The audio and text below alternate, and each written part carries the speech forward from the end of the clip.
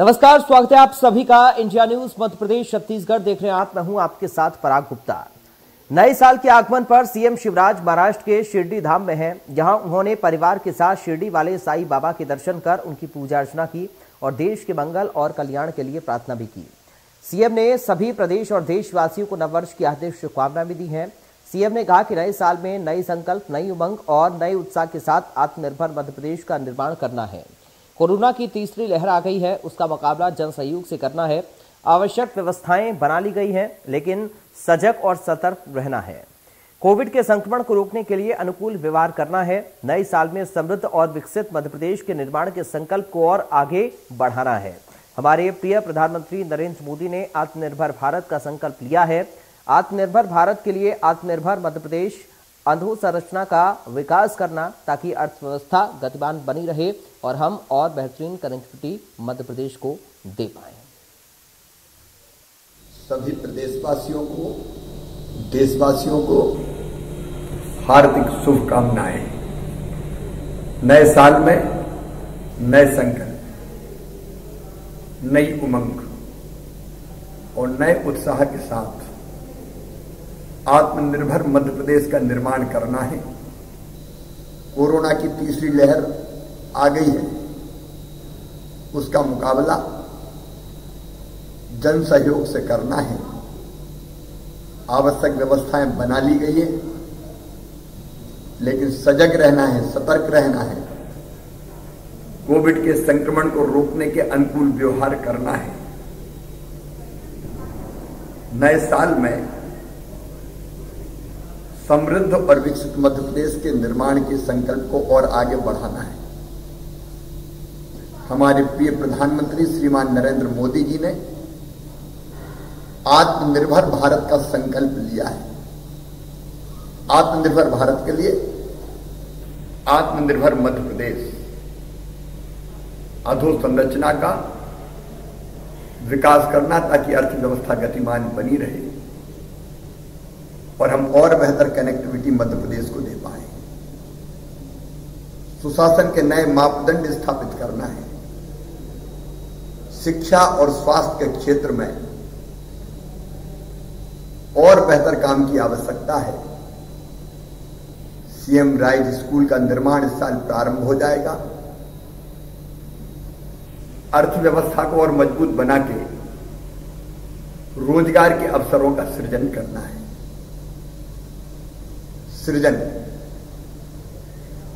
ताकि मध्य प्रदेश प्रगति और विकास के नए प्रतिमान करता रहे, लेकिन यह होगा प्रदेश की जनता के सहयोग से।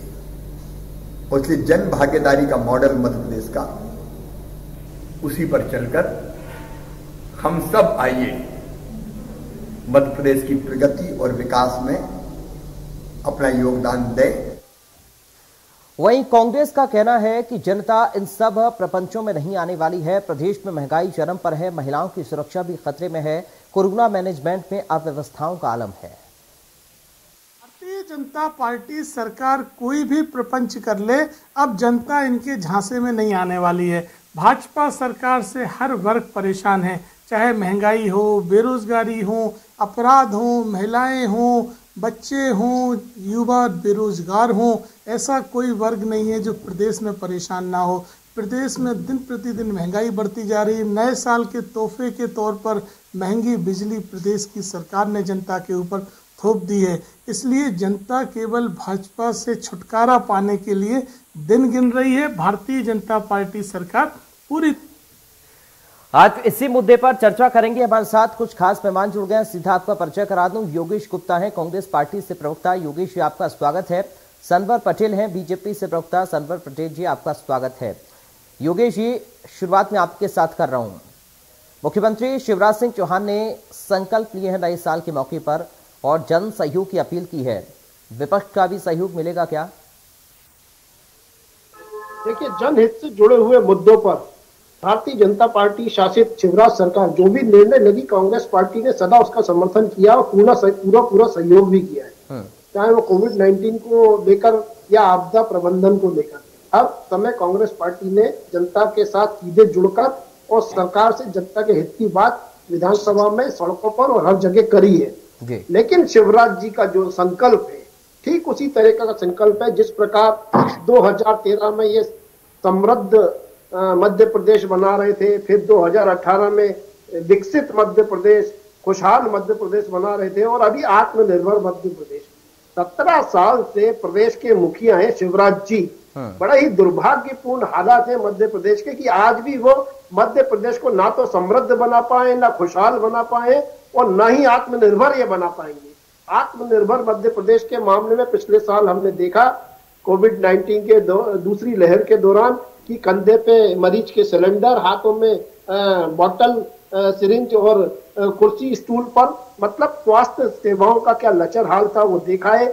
32 लाख से ज्यादा बेरोजगार मध्य प्रदेश में शिवराज जी के कार्यकाल में हो चुके हैं। अभी तक किसान हमारा कम से कम 30-32 हजार से ज्यादा किसान आत्महत्याएं कर चुका है। ना तो इस प्रदेश का किसान समृद्ध बना, ना इस प्रदेश का युवा रोजगार ले सका शिवराज सरकार के चलते।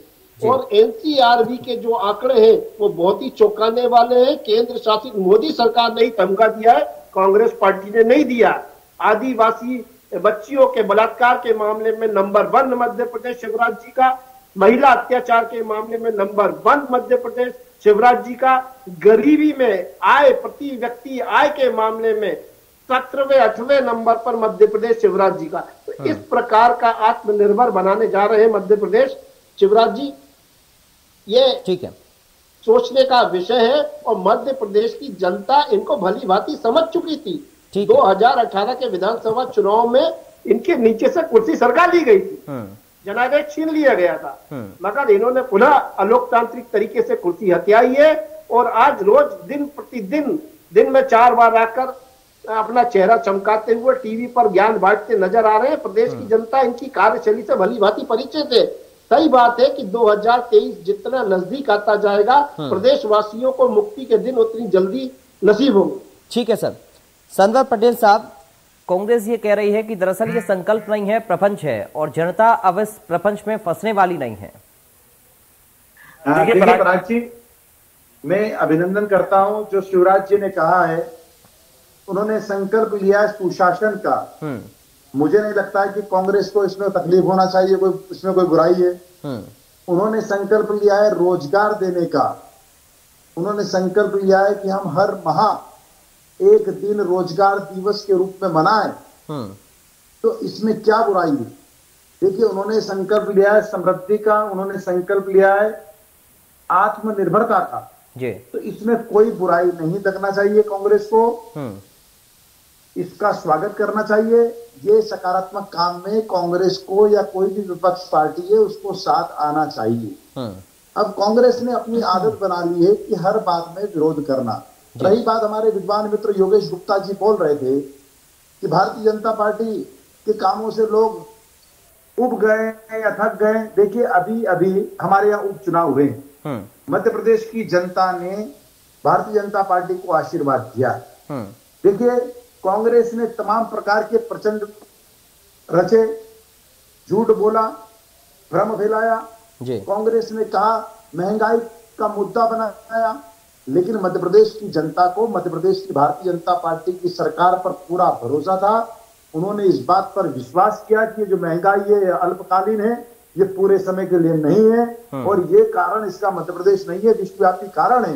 इन सब बातों को झुटलाते हुए, कांग्रेस की बातों को नकारते हुए मध्य प्रदेश की जनता ने भारतीय जनता पार्टी को आशीर्वाद दिया है। और कांग्रेस सिर्फ बयानबाजी में दिखती है, कांग्रेस सिर्फ ट्वीट पर दिखती है। मैं ये नहीं कह रहा हूं कि ट्वीट बिल्कुल बुरा है, बयानबाजी बिल्कुल बुरी है, लेकिन जमीन पर कहीं कांग्रेस दिखती नहीं है। भारतीय जनता पार्टी 24 घंटे 365 दिन एक्शन मोड में रहती है, सक्रिय भूमिका में रहती है। चूंकि एक व्यवस्था है ये कैलेंडर वर्ष की, कि नया वर्ष आया है, 2022 की शुरुआत हुई है, तो 2022 की शुरुआत में फिर से हमने अपने नए टारगेट लिए हैं, चाहे संगठन कार्य की दृष्टि से हो तो किस प्रकार से हमको बूथ विस्तारकों के लिए काम करना है, किस प्रकार से उनको ट्रेनिंग देना है, और चाहे उस सरकार की व्यवस्था में हो तो कैसे हमको सुशासन व्यवस्थित करना है। ये हमने नए टारगेट लेकर और काम करने का तय किया है और इसको काम किया जाएगा और मध्य प्रदेश की जनता को इसके लाभ होने वाला है। ठीक है, योगेश जी जवाब देना चाह रहे हैं, बोलिए सर। देखिए पराग जी, मैं सनवर पटेल साहब की बातों से बड़ा ही अचंभित हूँ। इन्होंने कहा कि प्रण लिया, संकल्प लिया, इसमें क्या बुराई है। मैं ये जानना चाहता हूँ 17 साल से जो प्रदेश के मुखिया हैं उन्होंने अभी तक कितने संकल्प पूरे किए हैं मध्य प्रदेश वासियों के लिए।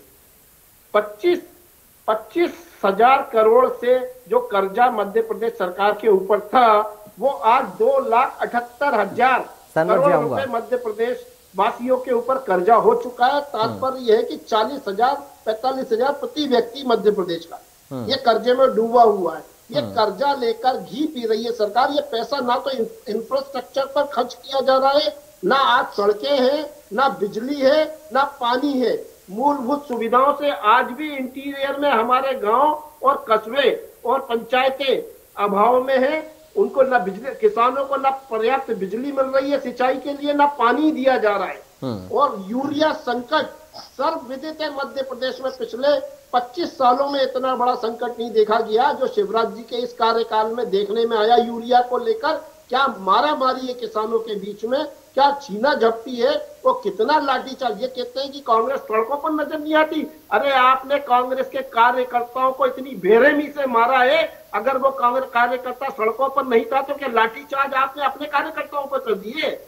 मध्य प्रदेश में कांग्रेस पार्टी ने सदा जनता से जुड़े हुए मुद्दों को सड़क से लेकर सदन तक उठाया है। वो बात अलग है कि सदन से भागती है, प्रश्नों से बचती है भारतीय जनता पार्टी। अल्पकालीन सत्र को आयोजित करती है, उसमें भी प्रश्नकाल को इधर उधर टालने की यथावत कोशिश की जा रही है। पिछले 5-6 कार्यकाल अवलोकन किया जाए तो अभी हाल में जो पंचायत चुनाव इन्होंने निरस्त किए हैं, 20,000 करोड़ का कर्जा लिया है, ये पैसा जा कर रहा है। ठीक है, आपकी बंदरबाट में जा रहा है। ठीक है, ना तो आज सड़कों के जो ठेकेदार हैं उनके बिलों का भुगतान हो पा रहा है।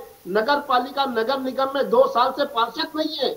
बिना पार्षद, बिना महापौर के नगर निगम में ठेकेदार आज किसी काम को करने के लिए तैयार नहीं है। सरकार की या नगर पालिका अधिकारियों की जनता के प्रति कोई जवाबदारी नहीं है। आज स्वच्छता अभियान के नाम पर आप करोड़ों का बंटाधार कर रहे हो, तो शिवराज सरकार की कथनी और करनी में अंतर स्पष्ट है। आप किसी भी कॉलोनी, किसी भी शहर में चले जाओ, वहां आपको गंदगी के ढेर मिलेंगे। ठीक है सर, केवल इंदौर की सनवर पटेल जी जवाब देना चाह रहे हैं सर। योगेश जी जवाब ले लेते हैं। सनवर जी देखिए पराग जी, बहुत ही वरिष्ठ साथी हमारे योगेश गुप्ता जी, और उनकी बातों का मैं जवाब देने का प्रयास कर रहा हूं। उन्होंने कहा कि 17 सालों से भारतीय जनता पार्टी की सरकार ने जो संकल्प लिए थे उनका क्या हुआ। देखिए 17 साल पहले रोडों की स्थिति क्या थी। अरे ना बिजली थी, ना पानी थी, ना सड़क थे योगेश भाई, कुछ नहीं था। अरे मध्य प्रदेश में जब लोगों होती थी तो डचकों से लोग मध्य प्रदेश की पहचान करते थे, कहते थे कि मध्य प्रदेश आ गया। आज मध्य प्रदेश की रोडों को आप देख लीजिए। अरे बिजली में ये हाल थे कि दिन में बिजली आती थी, रात में पता नहीं चलता है बिजली आती है कि जाती है। गांव में किसान परेशान था, शहर में नागरिक परेशान थे, पानी के भी लिए हाहाकार था।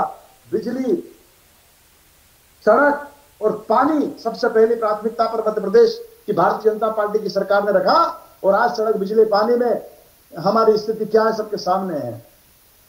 शिक्षा, स्वास्थ्य और सम्मान को ले लीजिए। अरे क्या मेडिकल कॉलेज की स्थितियां थी, कितने इंजीनियरिंग कॉलेज थे, आज हालात आपके सामने हैं। आज कानून व्यवस्था को ले लीजिए। आज कानून व्यवस्था में किस प्रकार से डकैत बीहड़ में होते थे, चित्रकूट के जंगलों में होते थे, आज मध्य प्रदेश में आपको कानून का राज स्थापित मिलेगा। आप कहते हैं कि 25,000 करोड़ का कर्ज था और कर्ज बढ़ गया। योगेश भाई, आपकी बात आंकड़ों में ठीक है कि कर्ज बढ़ गया, लेकिन मध्य प्रदेश की जनता के लिए, मध्य प्रदेश की जनता के विकास के लिए, मध्य प्रदेश की जनता के जीवन स्तर को उठाने के लिए अगर और भी कर्ज लेना पड़ा तो मध्य प्रदेश की सरकार लेगी। लेकिन सनवर जी, इसका मतलब ये नहीं है ना कि आप कर्ज लेकर विकास की योजनाओं को आगे बढ़ाएंगे। उस कर्ज की पूर्ति कैसे हो, इसके लिए भी तो काम करना होगा ना। मध्य प्रदेश निश्चित रूप से उस पर भी काम हो रहा है पराग जी, लेकिन मध्य प्रदेश की जनता के लिए मध्य प्रदेश की सरकार को जो करना पड़ा वो मध्य प्रदेश की जनता करेगी। अब उन्होंने कहा कि नगर निगम में 2-2 साल हो गए, चुनाव नहीं हुए। 2 साल पहले योगेश भाई किसकी सरकार में चुनाव नहीं हुए? 5 साल जब पूरे हुए नगर निगमों के, 5 साल जब पूरे हुए ग्राम पंचायतों के, तो किसकी सरकार थी? किसने इन चुनाव को टाला? योगेश भाई, उन 15 माह की सरकार, उस 15 माह के दौरान कांग्रेस की सरकार थी, कमलनाथ जी मुख्यमंत्री थे, उन्होंने टाला इन चुनाव को, और उन्होंने टालने के कारण से ये चुनाव टले। और जब भारतीय जनता पार्टी की सरकार बनी तो कोरोना काल पीक पर था। ठीक है। और कोरोना काल जो ना हमने कभी देखा, ठीक है सर, कभी सुना, न कभी सोचा, तो कोरोना काल का मध्य प्रदेश की भारतीय जनता पार्टी ने सामना किया है।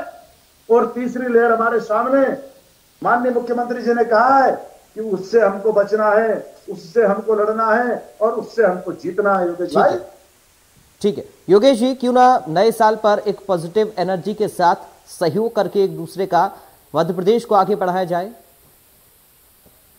देखिए पराग जी, बहुत अच्छी बात है, लेकिन सत्तारूढ़ पार्टी ने कभी विपक्ष का सहयोग चाहा ही नहीं। अगर ये विपक्ष से सहयोग मांगते तो विधानसभा में प्रश्नकाल से नहीं भगते।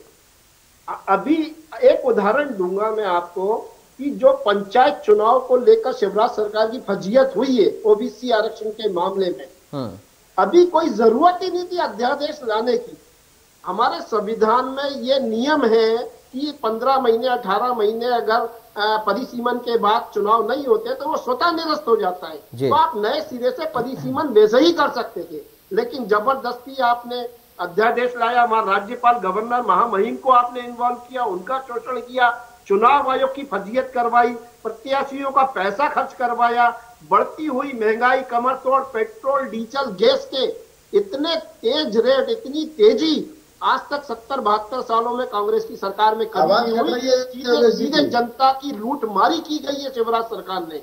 ये जो पैसा इनडायरेक्ट वे में जनता की जेब से चुराया जा रहा है, ये पैसा कहां जा रहा है? आप 32 लाख से ज्यादा युवा आज बेरोजगार हैं आपके 17 साल के कार्यकाल में शिवराज जी। और जो अतिथि शिक्षित है, जिनकी आपने अपॉइंटमेंट दे दिए लेटर, मगर उनको नियुक्ति नहीं दे रहे हैं क्योंकि तनख्वाह बांटने के लिए आपके पास राजस्व नहीं है। तो किस प्रकार का प्रदेश आप चला रहे हैं? और लॉ एंड ऑर्डर की हालत, हमारे कमलनाथ जी के 15 माह के अल्पकालीन कार्यकाल को आप देखिए, अवलोकन करिए कि कितना बेहतर लॉ एंड ऑर्डर था। भू माफियाओं के खिलाफ प्रभावी कार्रवाई की गई थी, शिक्षा माफियाओं को उनके ऊपर नकेल कसा गया था, मिलावटखोरों पर कड़ी कार्रवाई की गई थी, किसानों के बीमे की राशि जमा की गई थी, 27 लाख से ज्यादा किसानों का कर्जा माफ किया था, उनके बिजली के बिल हाफ किए थे। तो किसान वर्ग से लेकर युवा वर्ग के लिए भी स्वाभिमान योजना के तहत काफी कुछ कमलनाथ सरकार ने 11 महीने के कार्यकाल में काम करके दिखाए थे। अगर शिवराज जी कमलनाथ जी से चर्चा करें, उनका सहयोग लें, तो निश्चित रूप से कमलनाथ जी के पास वो विजन है, स्पष्ट विजन है, जो युवाओं को रोजगार भी दे सकता है और प्रदेश को आत्मनिर्भर बनाने में बहुत बड़ा सहयोगी कदम होगा अगर कमलनाथ जी का सहयोग शिवराज सरकार लेती है। ठीक है, प्रदेशवासियों के हित की बात कर रहा हूँ। ठीक है सनवर जी। पराग जी, हमारे विद्वान साथी ने कहा है कि 15 माह में कानून व्यवस्था कैसी थी। देखिए योगेश भाई, हम भूले नहीं है चित्रकूट और सतना के उन बेटे बेटियों का जब अपहरण हुआ था, ये 15 माह की सरकार की देन थी। हम भूले नहीं है सागर में उस दलित भाई को जिंदा जलाकर मारा गया था। हम भूले नहीं है योगेश भाई, ये लॉ एंड ऑर्डर की स्थिति है। आदिवासी युवक को घसीटा गया है। आप चित्रकूट की घटना को भूल सकते हैं? उन मासूम बच्चों का जो अपहरण हुआ था, उनकी लाशें मिली थी, आज जाके आप उनको भूल सकते हैं? योगेश जी एक बार सुन लीजिए सर, उसके बाद आ रहा हूँ मैं आपकी बात। मध्य प्रदेश की जनता नहीं भूल सकती, तो अत्याचार हम नहीं भूल सकते। योगेश भाई आप भूल सकते हैं, भ्रष्टाचार, और मुझे नहीं लगता कि पराग जी भी उसको भूले हो। योगेश जी प्लीज, योगेश जी एक बार सुन लीजिए सर, योगेश जी एक बार सुन लीजिए, दरख्वास्त मेरी आपसे। सरवर जी आप कंप्लीट करें। आपने कहा कि अध्यादेश क्यों लाए? अरे चुनाव कराने अध्यादेश लाए, डेमोक्रेसी में चुनाव अनिवार्य है। सुप्रीम कोर्ट के अनेकों आदेश हैं कि चुनाव होना चाहिए, जिन परिस्थिति में हो चुनाव होना चाहिए। कैसे सत्ता का विकेंद्रीकरण हो, कैसे त्रिस्तरीय पंचायत चुनाव के माध्यम से नीचे तक जाकर सुशासन की व्यवस्था हो, कैसे सरपंच, जनपद अध्यक्ष और जिला पंचायत के अध्यक्ष मिलकर अपने क्षेत्रों का विकास करे, ये अध्यादेश आया था। लेकिन कांग्रेस को कांग्रेस चाहती थी कि चुनाव ना हो, कांग्रेस डबल रोटेशन को रोकने का काम किया है। और कांग्रेस ने जाकर ठीक है कोर्ट गई कांग्रेस और कोर्ट में जाकर कांग्रेस ने चुनाव को एक तरह से रुकवाने का काम किया या पिछड़ा वर्ग को धोखा देने का काम किया। ये इसलिए अध्यादेश आया था कि चुनाव हो, चुनाव कराए जाए, लोगों का सत्ता का विकेंद्रीकरण हो। ये योगेश भाई इसलिए अध्यादेश आया था, लेकिन कांग्रेस को यह हजम नहीं हुआ और कांग्रेस ने इस चुनाव को रोकने का काम किया। ठीक है योगेश जी, लेकिन आप लोग एक दूसरे पर आरोप लगाते रहिए, मगर इसमें नुकसान किसका है सर? जनता के पैसे की बर्बादी होगी ना। निश्चित रूप से हो रही है जनता के पैसों की बर्बादी। मैंने अभी थोड़ी देर पहले आपसे यह निवेदन किया था कि अगर कमलनाथ जी के पास कोई स्पष्ट विजन है तो शिवराज सरकार को उनका सहयोग लेने में क्या आपत्ति है। 40 साल का उनके पास संसदीय अनुभव है, केंद्र में मंत्री रहे, प्रदेश के मुखिया के तौर पर भी उन्होंने 15 महीने में से 11 महीने में वो काम करके दिखाया है जिससे प्रदेशवासियों ने वाहवाही की थी, भूरी भूरी प्रशंसा की थी। तो शिवराज जी को क्या उसमें शर्म आ रही है कमलनाथ जी का सहयोग मांगने में? कमलनाथ जी तो बार बार विधानसभा के पटल पर ये बात कहते हैं कि हम जनहित से जुड़े हर मामले में सरकार का साथ देने के लिए तैयार है, तत्पर है, आप सहयोग तो लो। तो प्रदेशवासियों के हित में कांग्रेस पार्टी शिवराज सरकार को भी पूरा सहयोग देने के लिए किंचित भी कदम से पीछे नहीं हटेगी। ठीक है सनवर जी, आपकी बात, योगेश जी की बात पर आप हंस रहे थे, इसमें हंसने की क्या बात है सर? अगर विपक्ष से सरकार को सहयोग लेना पड़े तो उसमें क्या गलत है? नहीं पराग जी, डेमोक्रेसी में विपक्ष का होना जरूरी है, विपक्ष का मजबूत होना जरूरी है, उनके सुझाव भी जरूरी है। मैं उस बात पर नहीं हंसा पराग जी, मैं इस बात पर हंसा कि 15 माह में कमलनाथ जी के काम, देखिए 15 माह में कमलनाथ जी के जो चिन्हित काम थे वो थे आईफा अवार्ड में उनकी भागीदारी। कैसे हम यहाँ पर सलमान खान को लाए और जैकलिन फर्नांडिस को लाए, कैसे उनके साथ हमने बहुत अच्छे फोटो खिंचवाए, वो सबके सामने है। कैसे जनहितैषी योजनाओं को बंद किया गया लाड़ली लक्ष्मी से लगाकर। देखिए आपकी योगेश जी प्लीज सर, योगेश जी थोड़ा सा रुक जाइए। योगेश जी मेरी अपील है आपसे सर, प्लीज योगेश गुप्ता जी थोड़ा सा रुक जाइए, मैं आपके पास आ रहा हूँ। बंद करके उसको न्याय। योगेश जी प्लीज, योगेश जी अब समय कम है, मैं आपके पास आऊंगा सर फाइनल कमेंट के लिए, थोड़ा सा रुक जाइए।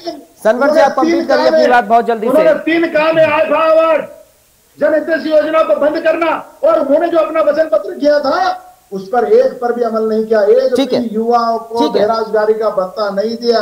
ठीक है ठीक है योगेश जी, एक फाइनल कमेंट आपसे मैं चाहूंगा। ठीक है सर, सनवर जी हो गया सर। योगेश जी एक फाइनल कमेंट आपसे मैं चाहूंगा, कांग्रेस पार्टी का क्या संकल्प है मध्य प्रदेश में नए साल के मौके पर? देखिए पराग जी, कांग्रेस पार्टी का संकल्प नए साल में स्पष्ट तौर पर मध्य प्रदेश की जनता के हितों से जुड़े हुए मुद्दों को शिवराज सरकार के समक्ष पूरी तत्परता के साथ न केवल उठाना बल्कि उनकी जायज मांगों के लिए लड़ना, चाहे वो हमारा किसान वर्ग हो, चाहे हमारा युवा वर्ग हो, या महिला वर्ग हो, या हमारा आदिवासी या ओबीसी वर्ग हो। ओबीसी वर्ग के आरक्षण की बात सर्वोपरि कांग्रेस पार्टी करना चाहती है, चाहे उसके लिए सरकार के साथ हमें न्यायालय में खड़ा होना पड़े। लेकिन ओबीसी आरक्षण हम लेके रहेंगे, क्योंकि कमलनाथ जी सरकार ने 27% ओबीसी आरक्षण कैबिनेट के माध्यम से पास किया था। ठीक है, इसमें लेट लतीफा शाही के कारण वो उस वर्ग को मिल नहीं पाया उसका नाम। ठीक है, चलिए बहुत शुक्रिया सर, आज समय इतना ही है। बहुत शुक्रिया योगेश गुप्ता जी आपका, सनवर पटेल साहब आपका बहुत शुक्रिया चर्चा का हिस्सा बनने के लिए। खैर, मुख्यमंत्री शिवराज सिंह चौहान ने संकल्प लिया है, नए साल के मौके पर कांग्रेस पार्टी भी संकल्प ले रही है जनता के मुद्दों को हल करने के लिए, जनहित से जुड़े कार्यों को करने के लिए। हम चाहेंगे कि आप भी एक संकल्प लें कोविड काल में, क्योंकि मुख्यमंत्री ने भी इसका जिक्र किया कि हम थर्ड वेव से भी जीत पाएंगे और हो सकता है कि हम थर्ड वेव को रोक दें। अगर रोकेंगे तो ज्यादा बेहतर होगा, और थर्ड वेव को रोकने के लिए हमें कोरोना की प्रोटोकॉल का पालन करना होगा। तो ये संकल्प लीजिए नए साल के पहले दिन कि हमें कोविड के प्रोटोकॉल का पालन करना है और कोविड से जंग को जीतना है, उससे डरना नहीं है बल्कि सतर्क और सजग रहना है, खुद को स्वस्थ रखना है और दूसरों को भी हेल्दी रखना है। नमस्कार।